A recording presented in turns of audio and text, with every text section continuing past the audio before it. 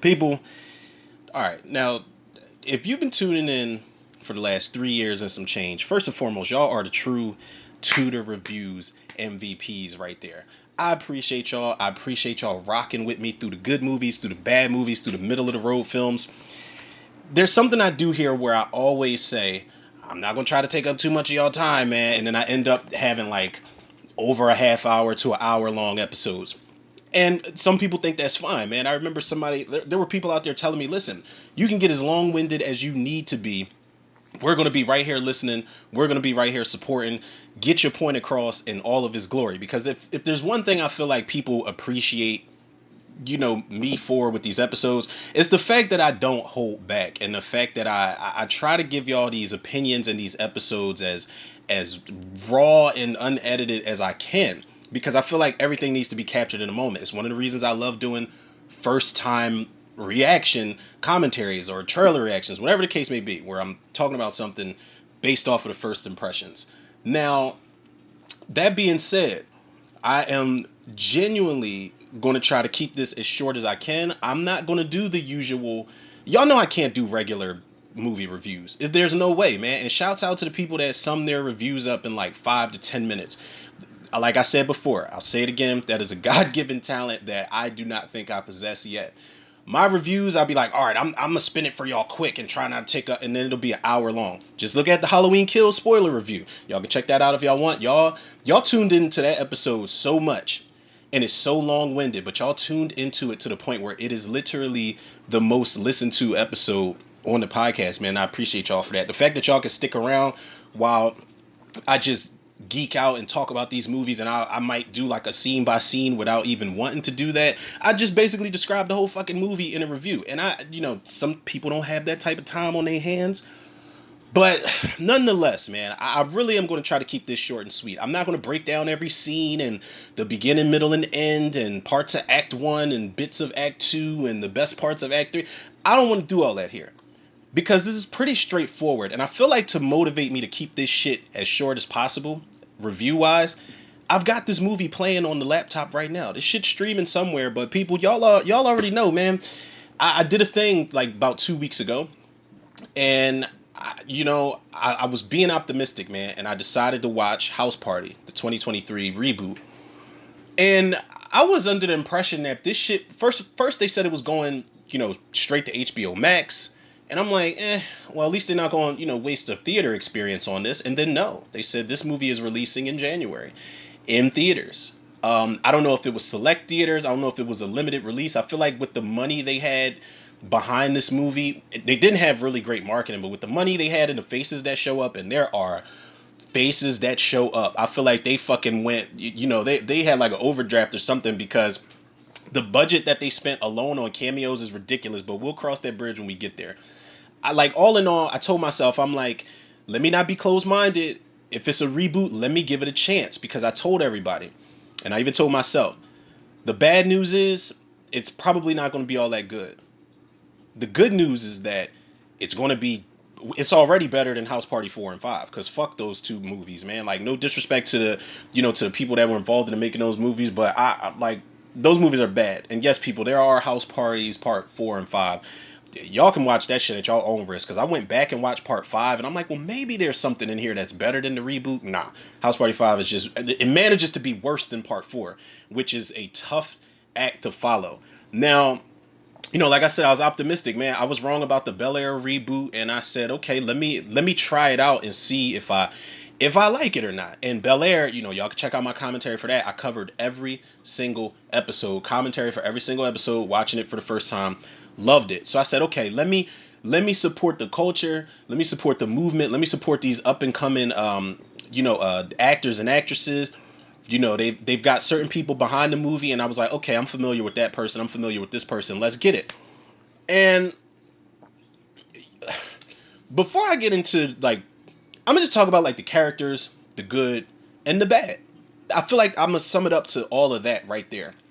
But this movie, was directed by this guy named Kyle Maddock, and that's a red flag for a lot of people out there that don't like one name directors, like Mick G.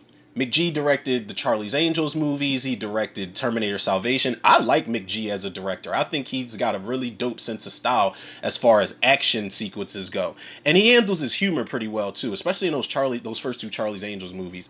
But this guy, who else? Petoff. Petoff is another one-name director who directed everybody's favorite DC movie, Catwoman, with Halle Berry, and we all see how that shit turned out.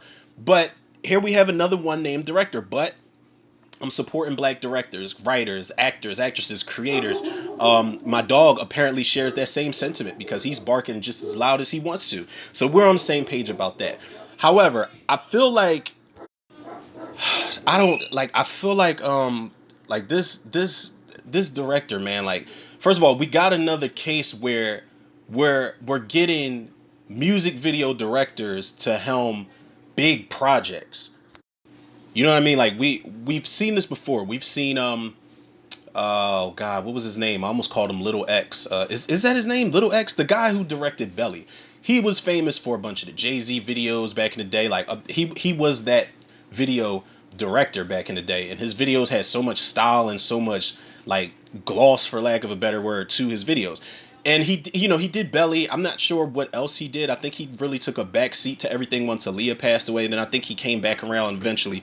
But we had Benny Boom, who's a video director and a music video director, and Benny Boom decided that he wanted to do a little film called Next Day Air. I actually like Next Day Air a lot. I feel like that movie is so underrated. Should have been longer, but there's a lot of talent behind that movie. Benny Boom makes a cameo, and sometimes I hate when directors make unnecessary cameos in their movies. But his is just a come and go, throwaway character type of thing. And if you recognize him, you do. And if you don't, you don't. It does not make or break the movie at all. But Benny Boom's mistake, I think, as far as like a music video director jumping into a big project, was him thinking he could direct a Tupac biopic. All Eyes on Me, no disrespect to Benny Boom, but All Eyes on Me was definitely not a good biopic. I did not like it. Demetrius Shipp Jr. did everything he was supposed to do in that movie. I loved Denai Guerrilla. I always say her fucking name wrong, but Michonne for all you Walking Dead fans out there. I liked her as Afeni Shakur. I liked the chick they got to play Jada Pinkett was fucking great in that movie. I know there was a lot of shit that Jada said they fabricated, but that's every biopic. You can't have beat for beat everything real. They're gonna make some shit up just to move the story along, and I feel like either make you love or hate the characters more than you may already. And we had Benny Boom doing that, but then we get this guy who's a music video director, Calmatic, and he's done videos for the internet. He did Special Affair Curse. I actually love both of those fucking songs and love that video. He did Lil Nas X's Old Town Road. Whatever. Like, I know that song was a big thing. I don't like Lil Nas X. I don't care for his music at all. He did Kendrick Lamar's Rich Spirit video. He directed. I don't know if he did the whole thing or a couple episodes, but he was a part of the Vince Staples show. And funny enough, man, this guy Calmatic is, he just did the House Party reboot, but he's also going to direct the remake for White Men Can't Jump. Now, I'm going to say this now before I get to, before I forget later on. I wanted to say this closing out, and I'll probably say it again, but I'm going to say it just in case I forget. House Party 2023, now we're about to get a White Men Can't Jump remake by the same guy.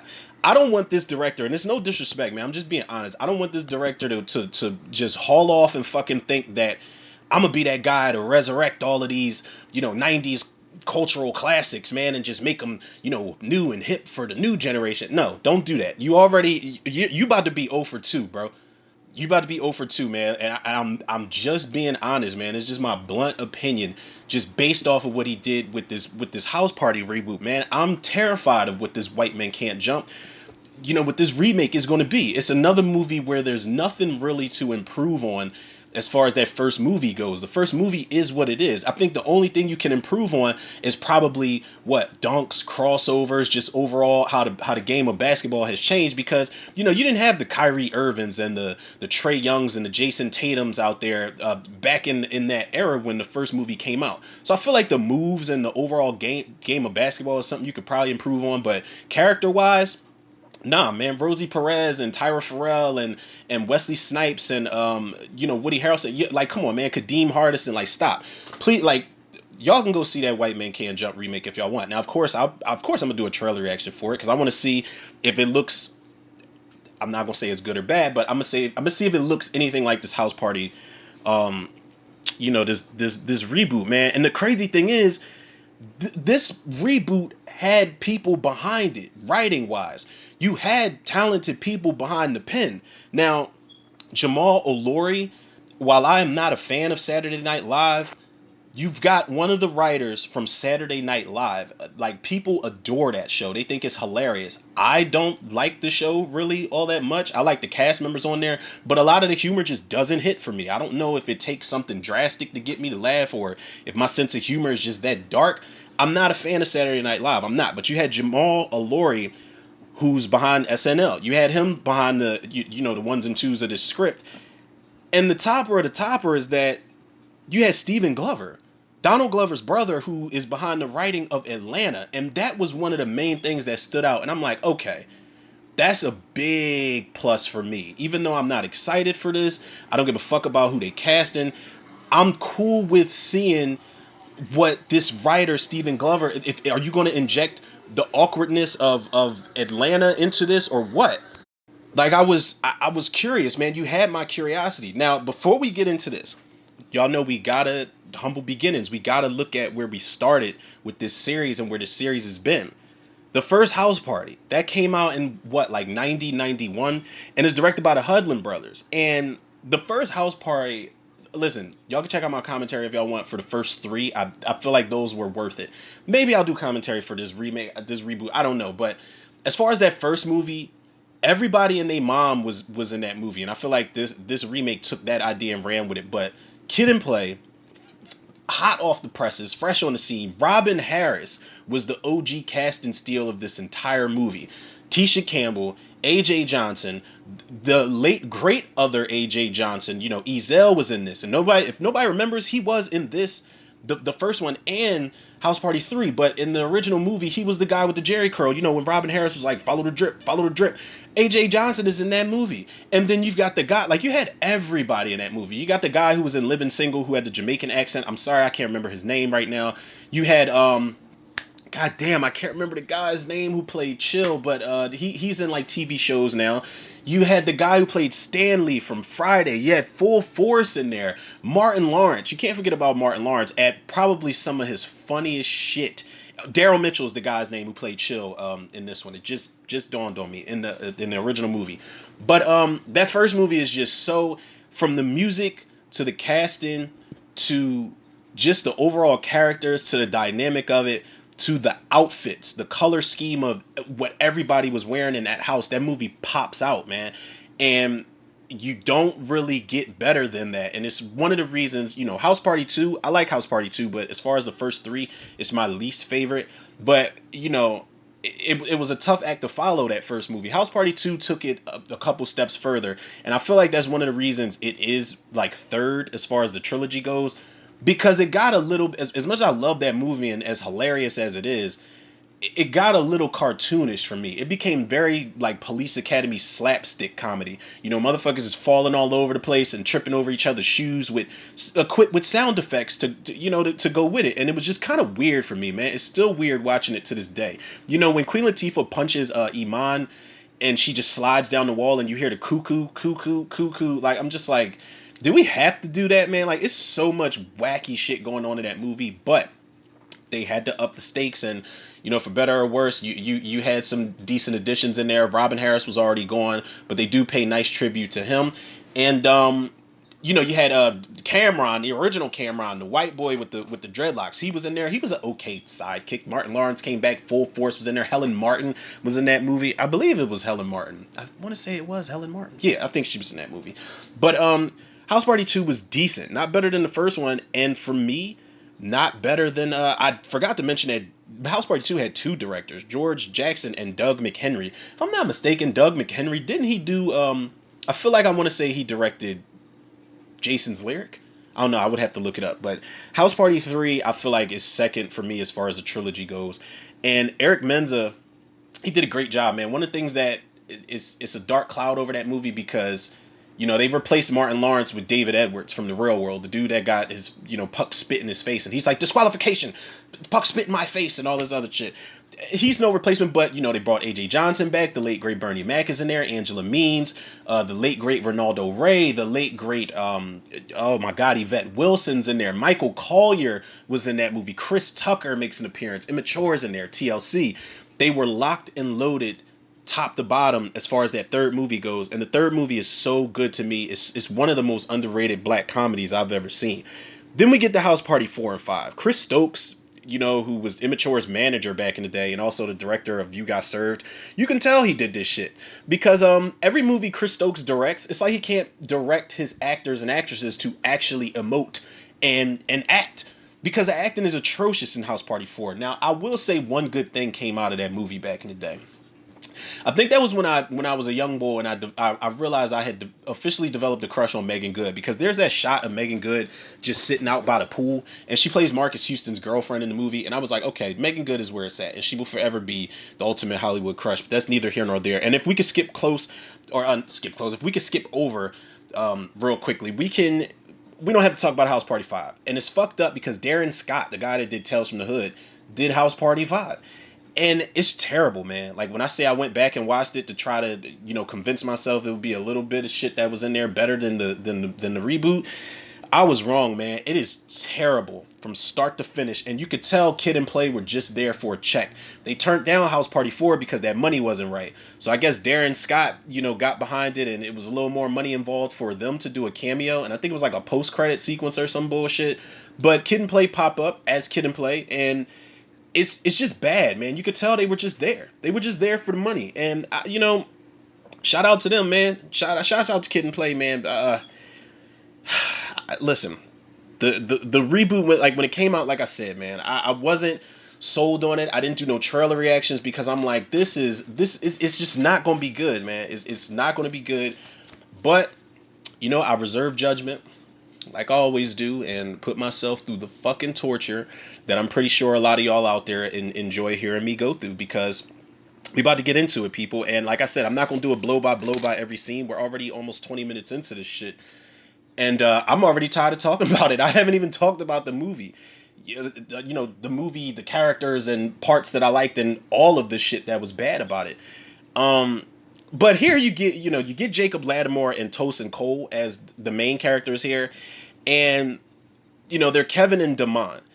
And they are, they work at a cleaning company, and they clean these fancy ass houses. And it just so happens that they're cleaning this mansion, and it ends up being LeBron James' mansion. Now we do a plot thing here where the reason they have the house party, it's nothing that we haven't seen before. Oh my God, oh my God, I gotta raise this money for my kid, or she's gonna move away. And in this case, that's Jacob Lattimore's character. Kevin is a father, and I love that about Jacob Lattimore. I love his growth. And I'm gonna be honest, while I want to say he's too good for this movie, he fits in, but he's probably the best character in this entire film. Jacob Lattimore, I didn't know who he was until I started watching The Chi. Then I went back and I realized he's been acting. He was a child actor. He's been around for a really long time.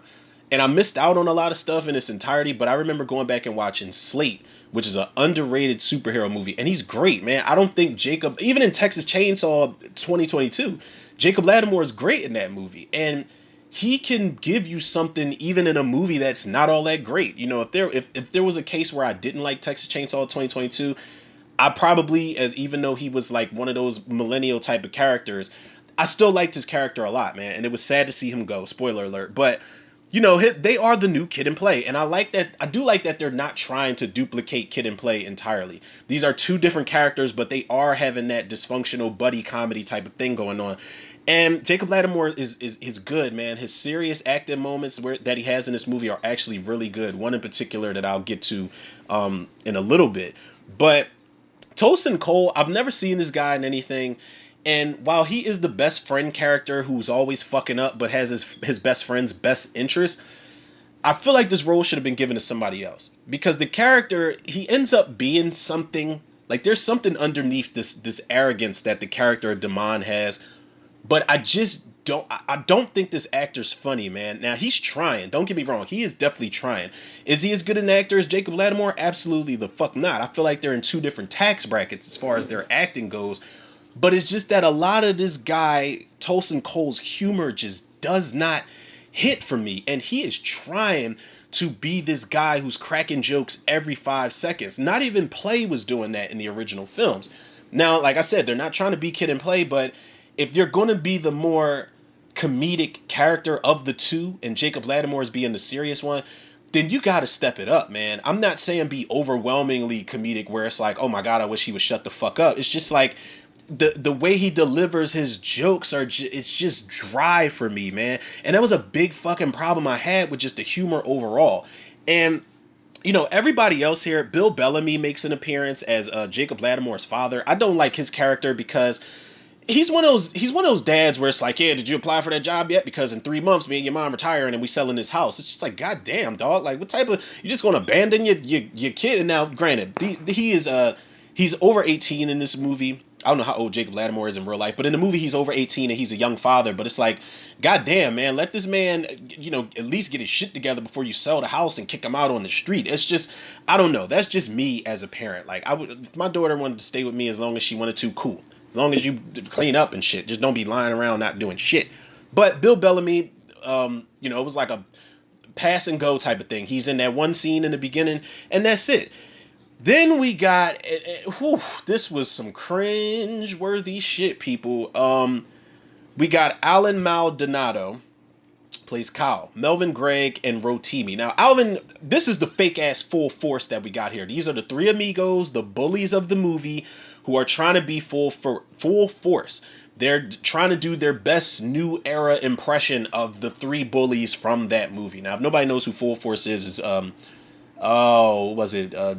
I can't remember their names off the rip, but y'all, listen, just look them up, people. Google is a wonderful fucking tool to use in the future.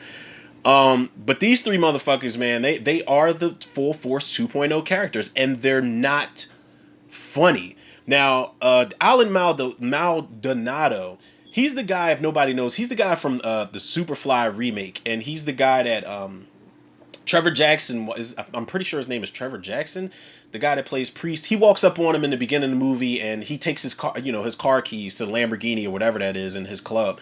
And he's the more serious one, and I almost laughed at something he did in the movie, but it's like my heart would not allow me to, not because I was being a hater, but because it was telling me, like, this is not hilarious. Don't force yourself to laugh. Like, that's how I feel about, fucking TV sitcoms nowadays. That audience laugh track will force your ass to laugh at things that aren't funny.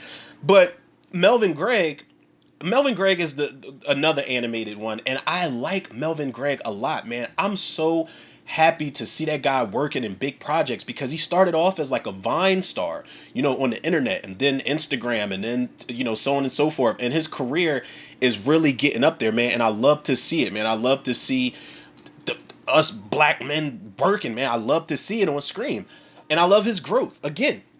But Melvin Gregg's character, he's the guy who just over explains everything. Like, when they come to bully Jacob Lattimore and ask where Damon's at, Melvin Gregg is the one that's like, when I see you, I'm gonna tie you up and I'm gonna cut your eyebrows off, and then I'm gonna cut your head off with a rusty machete, and then I'm gonna do and then his homie Kyle is always telling him, like, listen, you just dial it back a little bit, you're doing too much explaining.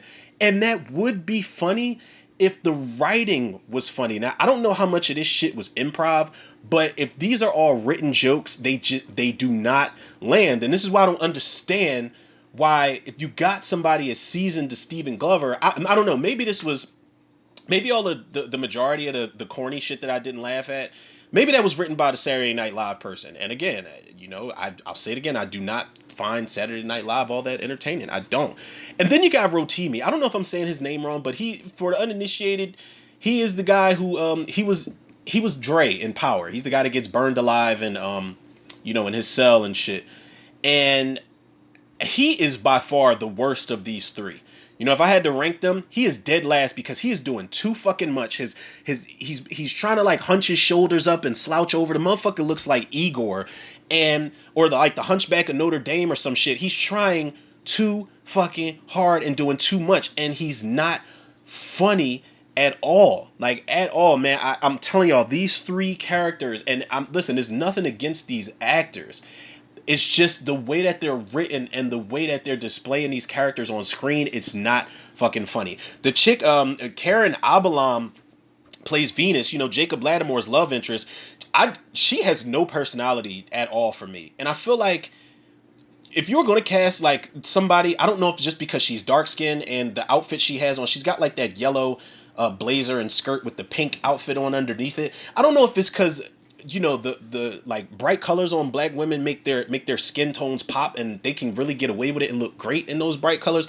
I don't know if it's just because I'm thinking of another dark skinned actress that could have played her, but instead of this Karen Abalam character playing the love interest who has no personality for me whatsoever, they could have got Coco Jones, who played Hilary Banks in the Bel Air reboot. She would have been a much better choice. She would have been way better on screen than this actress, man. And again, it's just the way that they're depicting these characters. There's nothing to her character. She's no, as far as like the lead goes, the love interest, she's no Tisha Campbell. And I'm not saying that's who she's trying to be, but you think of the main character's love interest, you're going to think Kid and Tisha Campbell. That's what it was for 2 whole movies. Even in the 3rd movie, Tisha Campbell pops up as the old flame, when Kid's engaged to Vita. But this girl, she just ain't got it. You got Andrew Santino, who plays the neighbor Peter, and somebody said that I think it was Michael Vanderpool in the Cinemaniacs. Big shout out to him. He was saying that there should have been more of this guy Andrew Santino as the neighbor. He's okay, and there's a scene I did kind of chuckle at where they're trying to take a picture with this koala at the end of the movie, and the koala is high as shit, and she's like, "Oh, let me take a picture with the koala." He's like, "Well, she's on drugs, but okay." But the way he delivers that line is funny. I chuckled a little bit at that. DC Young Fly's in this movie. And if there's one thing I know, DC Young Fly is a talented young brother, man. Much respect to him. DC Young Fly is going to be DC Young Fly in everything he's in. Now, until he gets one of those roles or decides to take one of those roles where he can do some serious acting, you know what to expect from DC Young Fly. He's one animated actor in this movie that I don't have a problem with, because you know exactly what to expect from him. And he plays like the Bilal Martin Lawrence type of character. He's the DJ who's just trying to get a drink. And because he can't get a drink, he substitute that shit with Bud, and he ends up getting fucking zooted, and he just can't come back down, for the rest of the party. And he just high as shit, spacing out. And I give DC Young Fly credit, man, because he never goes into anything half-assing it, and he's going to bring his personality, like his genuine personality, to those roles. DC Young Fly, I'm gonna tell y'all a secret, is the only reason I watched How High 2. I'm not a Lil Yachty fan or whoever the fuck that nigga was that was playing in that movie, but I'm a DC Young Fly fan, and he's the only reason I even attempted to watch that bullshit. The movie's terrible, but DC Young Fly is cool to watch on screen. Slim from The Wood, the movie The Wood from 1999, I think it was. Slim, young Slim, not Richard T. Jones, but young Slim pops up in here. Dwayne Finley, and it's only like a cameo appearance where they're in the studio, and he's like, "Yo, turn this whack ass shit off, man. I got customers in the front." Haha Davis is in here as the excuse me, like the booster type of character, and there is a line I kind of slipped up and laughed at, because Tosin Cole's character he just bought all this liquor, and he's on the strip, and he's telling everybody, "Yo, come to this party tonight, come to this party." Haha Davis is the guy that's like selling shirts and shit outside. He's like, "I can smell the deposit slip on you, good brother." And Haha Davis is another person I'm glad to see him pop up in these movies. He was in Meet the Blacks 2, if I'm not mistaken. I think he played one of the police officers in there. But the cast overall, this is not a strong, as far like if you count like status, then sure. But I feel like as far as the majority of these performances go, it does not stand strong, man, at all. And like I said, Haha Davis and DC Young Fly, they're cool, and Jacob Lattimore is great in this movie. But overall, with everybody else that they have to work around, it's just not a strong performing cast. At least I don't think so. And listen, I know there's a lot of people out here that found it funny. I saw a bunch of reviews on TikTok, not a bunch, but I saw some reviews on TikTok where they were like, "Yo, I kind of enjoyed this. This was okay. It's for the for the new generation." Okay, cool. That's fine. And I love that people can enjoy whatever they want. I'm just not there. But now that we got through with the actual cast, we got to talk about these cameos, people, because I don't know how much fucking money Cal Matic had to spend here, but this movie, these cameos were expensive as shit, and I don't know if that set them back to the point where they couldn't have a proper looking koala in here, because that koala looks like shit. And I know it's not to be taken seriously, but it's like, goddamn, at least make it look like something other than a fucking gray spray painted Teddy Ruxpin bear because it looks terrible. But they spent some money, man. Kid Cudi makes a cameo in here, and I'm going to talk about Kid Cudi in a little bit before we wrap this shit up, because Kid Cudi was hands down one of my favorite moments, sequences, and characters throughout this entire movie. And it just is a testament to why Kid Cudi is on the rise as an actor. He was in X. He was one of the characters that I actually liked in Need for Speed. Kid Cudi is on his way. He's on his way, man. He's a decent actor, and I feel like Kid Cudi was almost like a Lakeith Stanfield Darius type of character in Atlanta, and I feel like that was where Stephen Glover came into the mix for a lot of the Kid Cudi shit. I could be wrong, but Kid Cudi makes an appearance here. Walter Jones, who was the original Black Ranger in Power Rangers, comes in here. Tinashe, I didn't even know who the fuck Tinashe was. I had to look it up, and my girl had told me who Tinashe was, and she didn't even recognize her when we watched the movie, because I did watch this. I watched it by myself, and then me and my girl watched it, and I told her I'll watch it again just because you haven't seen it, but I told her I'm going to watch it just to see your reactions to it. She didn't like it either, but Tinashe's in here, Lena Waithe is in here, and let me say this. Lena Waithe has a scene with DC Young Fly where she's smoking with the koala and shit. She is me when I'm fucked up, because she's coming up with these, yo, I got this idea for this movie and da da da da da da. Like, that is me when I'm fucked up. I'm always in my head as is, but when I'm fucked up, I'm like, yo, I got an idea for a sequel where we could put Chucky versus Freddy Krueger or some stupid shit like that. Nothing that stupid. I don't be that fucked up. But Lena Waithe's in here. Karuchi Tran makes an appearance in here, and it's another come and go. Oh, she's in here and then she's gone. Maya is in here, who is pretty much a vampire because she's aging backwards, and she looks better than she ever has. Not to say she was never bad looking, but or she was, I'm not saying she was ever bad looking, but Maya is in here just looking like, what's that song, Amanda Perez? God sent me an angel from the heavens above. Like that, they needed to play that song when Maya showed up on screen, and it's telegraphed that Maya is going to show up, because Tolson Cole's Damone character, he's got a poster of Maya on the ceiling, and as soon as I saw that in the beginning of the movie, I'm like, Maya's gonna pop up at some point. Then he sends her an email and all of that other shit, and she pops up. But she's an actual reoccurring character through a couple parts of this. Big Sean pops up in this movie. Juvenile pops up in this movie, and that is some of the most listen, Back That Ass Up will never go out of style. All right, you understand what I'm saying? That is one of the most classic ass-shaking songs ever. Cash Money did take over for the 99 and the 2000, but that's exactly where that song was at for the majority of the time. And for them to market this movie to like the new generation while kind of trying to cater to, like my age bracket that came up with the original House Party movies, it was very out of place to see Juvenile perform Back That Ass Up at this new generational type of party. It was very weird. It was really out of place. And fucking Juvenile is the character of Venus's uncle. Like, she makes a mention like, yeah, if my uncle never gave up on his dream, then Kevin, you can make it too. And when Juvenile performs, he's like, yo, Juvenile's your uncle? She's like, yeah, that's my uncle. He's in town from New Orleans. And it's like, whatever, man. All right, whatever. I don't like, listen, it's expensive. These cameos are expensive.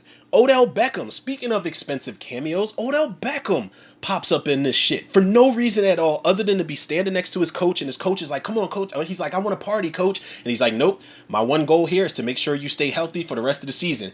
And Odell Beckham falls through the fucking floor, because they kind of foreshadow it. There's a big ass crack in the floor, and Damon just puts a rug over it, and Odell Beckham falls through that shit. And when he falls through, his coach screams into the hole, and he's like, Odell, and it's all dramatic. And then I shit y'all not, Odell Beckham falls into that hole. His coach screams his name because you don't see him anymore. Lil Wayne walks past with like 2 or 3 girls, and he looks over at the hole, and he's like, now you know he did. And I'm like what year did y'all write this script in? Because that was from what was that, Rush Hour, the original Rush Hour, where that guy falls into, he falls from the top of the building into the pool, and Chris Tucker's like, woo, he did.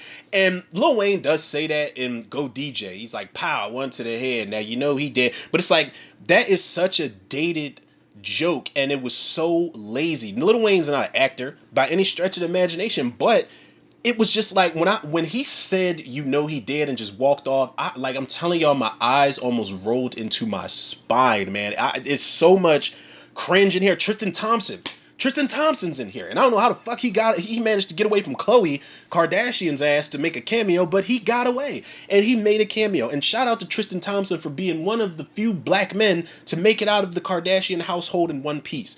And they've got a joke for him, and the security guard's looking at his ring, and he's like, "Oh, Tristan, I didn't know that was you. I thought you had elephantitis with these hands." And it's like, oh my God, man, the jokes, I'm telling y'all, are lame. 95% of these jokes in this movie, people, are lame as shit. Mark Cuban makes a fucking cameo, and the sequence in which his cameo is involved, I don't know how many people will take it and run with it, but it might not be too far from the truth. I don't know. We're not going to dive into all of that. I'll just leave it at that. Kid and Play, rightfully so, make an appearance in there, and it's just another one and done thing. They came, got their money, and respect to Kid and Play for, being at the red carpet premieres and bigging up this movie. They didn't talk down to it, obviously, because they were paid very well to be in this bullshit.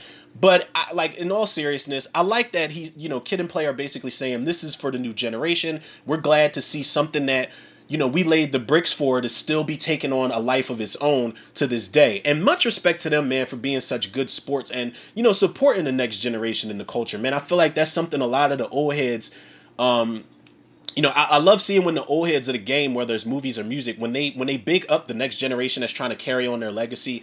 I really like to see that, man, because a lot of times we get not cultural, but generational hate. Where the old heads is like, oh, well, fuck this shit, da, da, da, da. And it's like, sometimes rightfully so, other times it's good to see the love, as opposed to the hate.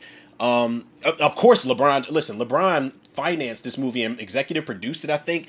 LeBron and AD, Lake Show all day. We just got a W the other night. At least we beat somebody because we asked this season. That's besides the fucking point. But LeBron and AD make their cameos and shit because it's LeBron's house that they're throwing the party at.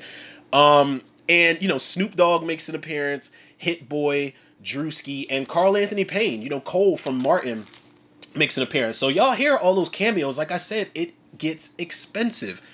Now, before I wrap this up, I'm going to talk about the good, and I'm going to talk about the bad, and then we're going to be done with this shit, man. The good in this movie, in House Party 2023, there's some good here, people. Don't worry. I got some good things to say. The good here, I like the Walter Jones cameo. The Black Ranger cameo, I laughed, and I did not expect to fucking laugh when I saw him pop up. And it wasn't so much seeing him. I was like, oh shit, like that's the fucking Black Ranger. And it wasn't so much seeing him. It's what he said after, because he's taking a picture with this girl and she's the ultimate groupie. Don't hurt yourself doing all those karate moves. You the original Black Ranger. And he's like, yo, thank you so much for the love. Then she walks off and he kind of he eye checks her while she walks off. So a guy and his girlfriend come up to him next, and the guy taps Walter Jones, and he's like, yo, can we get a picture next? And Walter Jones has one of the realest nigga moments ever. It's fucked up, but there are a lot of celebrities that are like this, because the guy comes up, he's like, yeah, can me and my girl get a picture next? And Walter Jones is like, nah, man, I'm trying to get on these bitches. And I'm telling y'all, I did not expect him to say that, but it's real life, because you do get these celebrities where they portray to be one thing on screen, and then you meet them in real life, and it's like, yo, they are not like what I thought that they would be at all. And I thought that was kind of funny, man, that he's just like, yo, I'm here for, what Trey Songz say, I'm only here for the bitches and the drinks. And that's the type of time he was on. Another part of the good, a big part of the good, every scene, every moment that Kid Cudi was in, I loved it. I laughed my ass off at a lot of it, but I loved every single moment Kid Cudi was in. From the moment Tosin Cole's character walks up to him and just spots him, he's like, oh shit, Kid Cudi. And Kid Cudi's just by himself in a dining room type of area, and he's standing up just smoking a J. He's just smoking a J, and the dude's just geeking out like, yo, The Pursuit of Happiness, that's my song right there. And Kid Cudi's just so lax about everything. He's like, yo, that's your shit. He's like, yeah, this is a nice crib, man. He's like, yeah, this is LeBron's crib. He's like, for real? Where's he at? I got a poem I want him to read. And Tosin Cole's like, oh, like a rhyme? And he's like, no, nigga, a poem for LeBron's eyes only. And he's just being very fucking weird and awkward. This is where I think Stephen Glover's writing and expertise came into the mix. Because every moment Kid Cudi's in feels like something right out of Atlanta. Again, he feels like a Lakeith Stanfield, Darius type of character. He's very antisocial. He says he doesn't like to go to parties because it's too much smiling. And then you got the moment where Damon is walking off because it's just getting so awkward. The conversation is so weird, and Damon is walking off, and he's just like, Cuddy, you stay in here and chill, man. I'll check up on you in a little bit. And Kid Cudi just starts, he puts his head down and he starts following behind him. So when Damon stops, he stops. Then when he starts walking, he starts walking. And then when he stops. And he has to tell Kid Cudi, like, listen, you don't want to come in here. So many people laughing and smiling in there. And Kid Cudi is just the awkward, weird character, and I love every fucking second of it, man. Another thing that was really good in here, Jacob Lattimore's his acting. I like Jacob Lattimore. He's not overbearing when it comes to trying to be funny. And he knows he's not a comedic actor per se, but he can pull comedic shit off. But one of the things I really appreciated was the fact that Jacob Lattimore is taking this very seriously. There's a moment where him and Tosin Cole's character get into there. Of course, you got to have conflict resolution. But the conflict portion of it, I really appreciated it, man, because he is a father. And as a father to a 7-year-old girl, I completely understand like his urgency, and he's telling his friend who really has no responsibilities, like he tells him during the argument, he's trying to tell his friend like, look, man, this party's going to shit. I'm about to make the money that I need for my daughter, and then I'm out. And then they have the whole argument because, Damon is supposed to be Jacob Lattimore's daughter's godfather, and he's like, "You not my daughter's godfather. Stop saying that shit." He said, "You're irresponsible as fuck. And do you really think that if something happened to me, then I would I would let you be responsible for my child? Like you fuck everything up." And they have that whole conflict scene, and Jacob Lattimore's acting in that scene is the best acting in this entire movie. Now I know that's not saying a lot because I say overall this does not hold like that type of weight to it.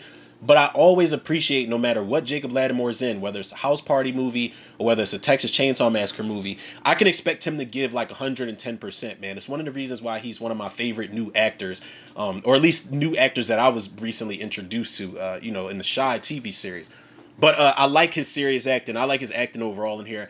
Now, another good thing in here, while I don't like Tosin Cole overall, like his acting as Damon, I like how his character is written. Because his character is written to be not the jokes, but just how his character arcs overall. Because he is a very self-centered, cocky, irresponsible person. But underneath all of that is a real ride or die best friend, and he takes a lot of shit on the chin for Jacob Lattimore's character, man. And it's a testament to how good of a best friend he actually is towards Kevin, man. And I appreciated that. Like he takes I don't know how long he gets locked up when shit hits the fan and LeBron calls the cops, but he takes that bid for his friend. He takes that bid for his friend, and he lets him know, like, listen, this was all me. My boy didn't have nothing to do with it. He takes being a godfather seriously to Jacob Lattimore's daughter. And there's a scene where Maya shows up at the party, and he's like, yo, this is like, he's thinking like, yo, this is my dream girl. And she's like, you want to leave this party and go get a drink?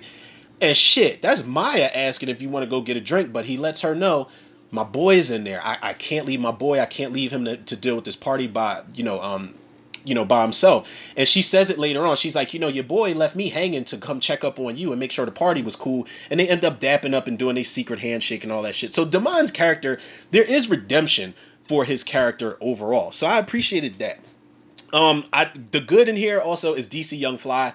While there's not a lot for him to work around, DC Young Fly is another person that's not going to half-ass it, man. He's going to try to be as entertaining to watch as he possibly can.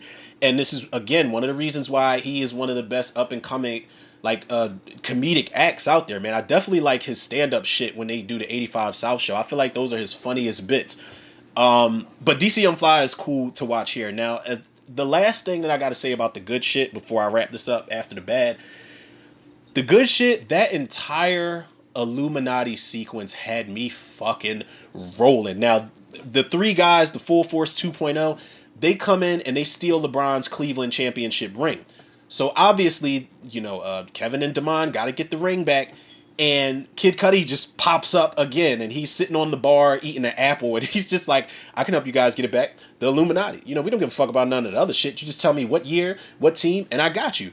So, excuse me, y'all. So, obviously, they follow Kid Cudi to this building where the Illuminati are sanctioned at.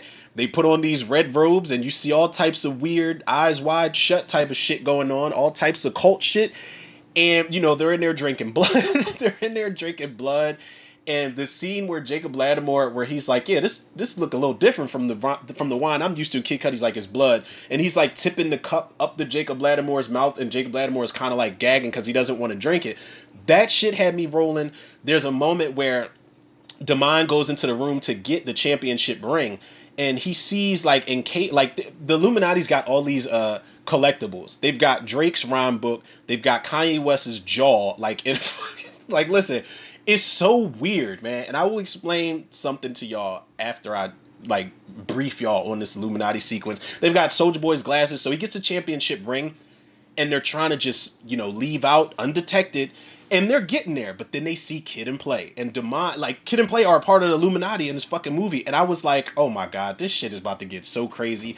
And indeed it does, because Demond is like, yo, that's Kid and Play, and Kid sneezes, and Demond's like, hey, God bless you, man. And everybody does that sharp turnaround and gas because he mentions God, and everybody looks at him, and he's like, well, what'd I do? Y'all tripping. And Kid Cudi just screams intruder and just double crosses them. And they put Damon and Kevin in a fucking like battle to the death.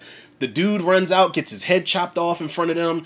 These two gladiator looking motherfuckers come out and are trying to kill Damon and Kevin. I'm telling y'all, it's some of the wildest shit I've ever seen. And Kid Cudi's doing like, Mortal Kombat flips with swords in his hand to save their lives. And he gets stabbed trying to save them. Listen, the entire Illuminati sequence is the best shit in this movie. It had me cracking the fuck up. And I'm like, okay, this is what I like. If it's weird and it's shocking for the comedic effect, I'm cool with that. And I feel like this was like an episode of Atlanta all in itself. And it would not surprise me at all if Steven Glover wrote that entire sequence, because it feels like an episode of Atlanta. And if it were up to me, this would not have been a House Party reboot. This would have been a movie about Jacob Lattimore and Tosin Cole's characters trying to get something back and trying to escape the Illuminati. The cameos would have made way more sense had you would have taken that concept and ran with it instead of cashing in on a fucking House Party household name. The Illuminati that should have been the entire fucking movie. I guarantee y'all it would have been way fucking funnier. And now for the bad. Everything else is bad. Like I said, the humor is just ineffective all across the board through 95% of this movie. It just did. Like, I'm watching this movie, the majority of it is just with a straight face, and I'm like, yo, like, it can't be. There's too much fucking talent behind this shit for it to be as weak as it is, man. And speaking of weak, the Full Force 2.0, I know I glazed over them. Listen, they had the audacity. They had the gall, people, to throw the classic Full Force line in there from the first two movies where they told Kid, we're gonna kick your fucking ass. Like Rotimi from Power, he says that shit while they're beating Damon's ass outside the party. He's like, we're gonna beat your fucking ass. And I swear to God, like when I say eye roll central, I almost like broke my fist from just like clenching it so hard. And I'm like, y'all just had to put it in there and remind everybody in the most terrible way that this is a House Party reboot. That is one of the most cringe worthy recites in this entire movie. You could have went the whole movie without that.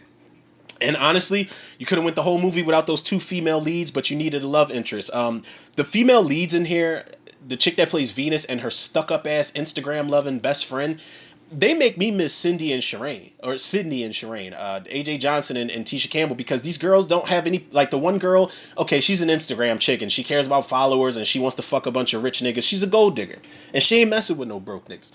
But listen, the girl that plays Venus, she's just, I'm not gonna say she's completely lifeless, but there's no personality. And the moment she gets drunk, she tries to rear her personality, and she's just like, yeah, you got this and everything's gonna be all right, and some of this is on you because that. And it's just like, oh, so now you grew a personality when your character is drunk. Like, no, I'm already off you at this point. And I feel like this movie is, as far as the cameos go, this is like how I feel about Death at a Funeral. There's too much talent and too many faces behind it for it to just fall so fucking flat, man. Yes, people, I did not enjoy Death at a Funeral. It makes me want to go back and watch the original British version or whatever version it was that they had originally. Because the one with Chris Rock and Martin Lawrence, it is a remake. It definitely is a remake. But I feel like this movie was really just an excuse to just throw cameos around. And I feel like that's a bad cop out. It's a cheap cop out. No matter how expensive the cameos may have been, it's a cheap cop out also, as well as a bad one, because in those first three House Party movies, the first one in particular, the cameos were earned. I feel like every cameo was earned in those first three movies. It didn't seem like, oh, we're just putting this person in there to be in there. They turned these people into characters. And whether they showed up again or not, Chris Tucker wasn't a big star back then. I think he had done Def Comedy Jam around the time House Party 3 came out, around 93. But while Chris Tucker may have been a cameo appearance, may not, you recognize him when you go back and watch it. And he is an entire character, and he's got a great scene when he drops when he's trying to get the check from Immature. But the cameos are not earned. There are just people who they know we're going to recognize these people. They're just in there so they can pass through, say a line, be incorporated with a bad joke, or give a bad joke themselves, and just be gone. And I hate that about this movie. I really do, man, because maybe this could have been something, and had they would have actually tried and just not cheapened so much in this movie, like for shock value, and just for people to just reckon, like, my head is like, I feel like steam is about to come out of my fucking ears, man.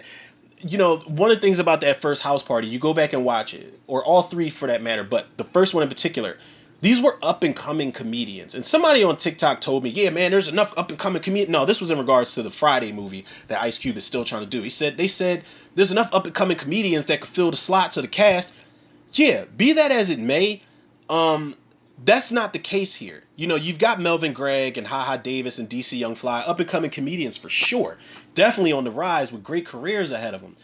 But all the rest of this shit, like I said, is not earned. Whereas though in the first movie, you had people who were genuinely on the rise. AJ Johnson and Robin Harris was, like I said, he was already the established OG in there. But you had people. It just felt more organic, man. Nothing felt forced in any of those original House Party movies, man. And here, things just feel so forced. It's like the worst case of product placement ever when it comes to human beings. Not even products, but human beings.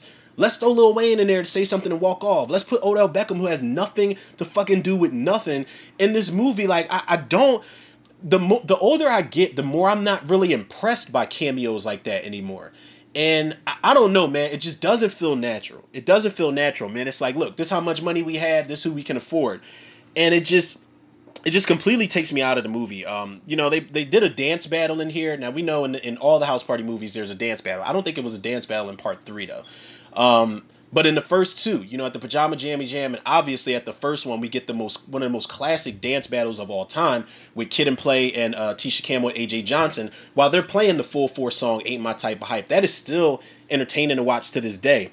Here we get Montel Jordan, "This Is How We Do It" playing, which again, I don't understand how this is trying to gear more towards the next generation, and you're not playing next gen music. Now, of course, another thing that my girl pointed out, she said if this was a 90s themed House Party remake, or reboot, it would have made more sense. And I'm like, yo, you are absolutely fucking right. There are songs that have no place in this movie. And it's almost like a fish out of water scenario where it's like, well, why the fuck did they play this? What are... I don't know if the director knew what the fuck he was doing sometimes. I don't know. Maybe it was studio involvement. I have no idea.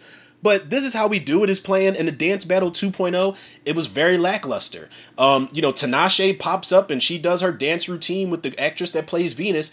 Y'all fucking knew each other prior to this party to do the same dance moves. Like, Damon and Kevin, I can understand. They're best friends. They've been best friends forever. So maybe they do have dance routines in the tuck. But, Tinashe and Venus just up and just knew what each other were going to do and all of that shit. Like, I did not like the dance battle at all. It was weak as fuck. And, the koala, like, we just randomly got a koala in here. This is where I say it just feels like it doesn't feel like it's a part of the House Party franchise at all, man. And again, I feel like had they would have called this something else and taken Kid and Play out of it, then maybe I would have given this more of a pass. Like, oh, okay.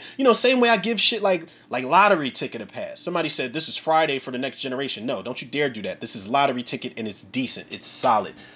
This, however, it's like you cashing in on the household name and fails miserably. And the koala looks like shit. And they've even got, speaking of fish out of water moments and moments that are just outdated, they've got an homage to Belly. Y'all know that classic scene in Belly where I think it's the opening where DMX and Nas and them are walking into the club and they're under that black light and their eyes look all crazy and they're playing that "However Do You Want It." That they got an homage to that where Kevin and Damon walk back into the party and they slow motion that and play that song, and I'm like, at what point does this shit fit in this movie? They're just throwing shit at the wall and trying to see what sticks, and the majority, 95% of this shit does not stick. The other 5% are the things that I mentioned that I think were humorous or downright hilarious, and it's not a lot, man. This shit is just, in closing, before I give y'all my rating for this, man, this movie has a little bit of heart to it. It does, but the biggest fucking problem, one of the biggest problems it has, is that while it has a little bit of heart, and a lot of the heart of this is Jacob Lattimore, um, it's missing its soul, man, and it that's all I can really say. It's missing its soul. It's missing that certain part of its pulse to cement this movie as like maybe a modern classic. And if it wasn't going to be a modern classic, just something that people run back and talk about. And it's unfortunate, man, because with all the names attached to this, it could have been something. Or maybe they could have saved some money on their fucking car insurance by switching to Geico. They could have saved some money with these pointless ass cameos, and they could have punched up the script a little better, a lot of better. And they could have made something that stood on its own, but instead, again, they tried to cash in on the household name. Let's do a house party reboot. And LeBron, you are partly to blame. You are partly to blame. Stop signing off on shit like this, man. I give you a pass on Space Jam 2 because I wasn't a big fan of Space Jam 1, and I kind of enjoy it. I had a lot of fun with Space Jam Legacy. Y'all can check my commentary out for that if y'all want. But now, see, people, I get long-winded. There's no way I can ever possibly do a regular review because we're almost an hour into this. But if y'all been rocking out, I appreciate y'all. But yeah, man, this movie, like I said, it's missing its soul, man, and it's just it's a DOA reboot as far as I'm concerned. There's just certain movies that don't need to be rebooted. I said this before. It's like trying to reboot Beach Street. Beach Street is what it is because of the time that it came out, and there's nothing to improve of. Whether the acting is dated, whether whatever the case may be, Beach Street and House Party are two peas in a pod for me because of the cultural impact, because of the stylish impact, because of how many things they incorporated into one movie. Like the bulk of what makes those two films, man, is so amazing. Like Beach Street, you've got dance, you've got hip hop, you've got you've got art, you've got so many things that it's a culmination of things into this really great timeless classic. House Party is the same thing, man. You've got hip hop, you've got dance, you've got R&B in the mix somewhere, you've got fashion in there for sure, and you take all of that and you cheapen the value of it and you water it down with a bunch of pointless expensive cameos, and you try to recreate scenes and recycle lines, and it just doesn't work in cases like this, man. But again, I said it before, I'll say it again.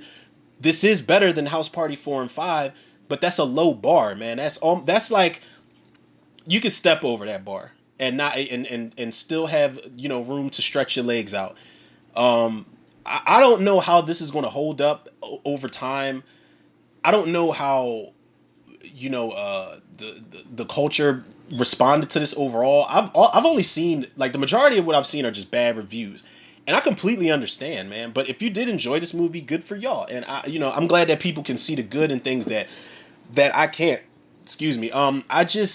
This is one of those movies where I'm not going to say it's time off my life I can't get back, because I feel like over time maybe I'll go back and watch it. Shout out to my boy Johnny Zuko, man. He asked me, he was like, is this Intoxic commentary worthy? And I'm like, well, I don't really need the alcohol to get through it. It's not a shit show edition commentary. It's just not a good movie. And it was kind of a letdown because I was trying to be optimistic, man, because again, I like being proven wrong. In the case of these reboots, I love looking at a trailer or even the mere idea of something being rebooted and saying this is going to be fucking terrible, and then getting a trailer reaction or a commentary or review out to y'all and just doing a complete 360 as far as my feelings on it. But this isn't one of those cases, man. I don't know how this is going to age over the years. I feel like thank God I've got the first three movies to latch on to, and still have a hell of a time going back and watching. But this one, I just feel nothing. If it's not those good small things that I mentioned earlier on, then I don't really. There's no feeling I have. I don't hate this remake. I just feel like it's one of the most unnecessary reboots. Y'all know I keep saying different words. It's not. It's kind of like a requel. Is it a requel? Is it a sequel? Is it whatever it is? It's unnecessary. All right, that's what it is, and that's why I think I can strongly stand on my own 2 feet and say that this will remain a 5 out of 10 for me. I don't think that no matter how many times I watch it, I don't think my rating will ever change for this movie, man. But shout out to Calmatic. I'm not looking forward. I can say I'm not looking forward to the White Man Can't Jump remake. But if it's something else like an original property he does, I'll be interested to see what he does next. This is not. I don't think he's a bad enough director to where I'm not looking forward to seeing what he does in the future. Again, I just don't want him to be that guy to try to resurrect all of these beloved old school properties and just try to jazz them up and fuck them up. And I'm almost certain that that's what's going to happen with White Man Can't Jump. You got what's that dude's name? Not Lil Dicky. Oh my God, Jack Harlow is in there playing the Woody Harrelson character. Listen, man, I don't fucking know. Actually, while we already an hour into this, while we still got time, let me look up and see if they've got any other casting in here. Okay, so Calmatic is directing this White Man Can't Jump remake. Kenya Barris and Doug Hall are writing the script. Lance Reddick is in here, people. Lance Reddick, who was motherfucking Blade. I mean, Wesker. And I say Blade because that motherfucker, tell me in that Resident Evil Netflix series, when they turned him into Black Wesker, like Wesker, tell me that motherfucker didn't look like he was doing cosplay, on the street somewhere, trying to look like Blade. That Resident Evil series is terrible, but the fact that Lance Reddick even dressed himself up like that, or let the wardrobe department dress him up like that, motherfucker, you know better. You know better. And I like you in the John Wick movies, but you knew better than to dress up like motherfucking Blade 2.0 in that Resident Evil series. They didn't even get white Wesker right. So what makes you think I want to see black Wesker? I mean, they did get him right. I think it was Resident Evil Afterlife, and as weak as that movie is, Wesker was exactly how he was in Code Veronica. I got sidetracked. Vince Staples, Tiana Taylor's in here, Jack Harlow, Paris Nicole, and safe to say I'm not looking forward to this White Man Can't Jump remake, but no disrespect, man. Shout out to Calmatic, because at the end of the day, black creator, black director, listen, I applaud anybody. I'm rooting for everybody black. Like Issa Rae said, and I am, man, but I call a spade, and y'all know how I get down with shit like this. I can't just give it a pass because it's a black-led, house party reboot. I can't do that. I feel like it would be very dishonest to myself. I feel like it'd be dishonest to the, to my listeners, man. Y'all expect a certain reaction from me. I feel like if y'all don't know it's going to be good or bad, y'all know I'm going to shoot from the hip and I'm going to give it to y'all straight. And that's exactly what I feel like I'm doing here, man. So 5 out of 10. Y'all can go check it out if y'all want. It's fucking streaming somewhere.